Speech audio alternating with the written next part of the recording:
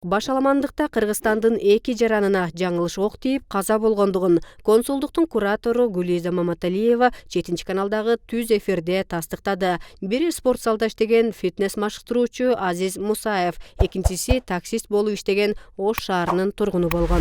Алардын бирөөсүнүн апасы Алматы шаарында азыркы учурда.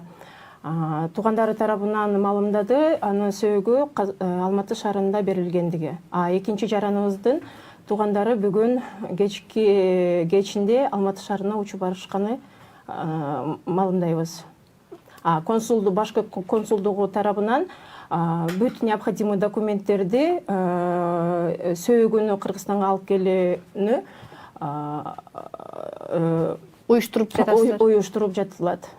Бул кайсыл учурга туура келет? Кийинки жумадан келип калабы же 1-2 күнгө десек туура болобу? Ушул кийинки жумага расчет алып жатабыз. Экинчи жаран боюнча эмне айта аласыз? Ал кайсыл жакта ким болуп иштеген, анан кандайча бул событияга аралашып калган?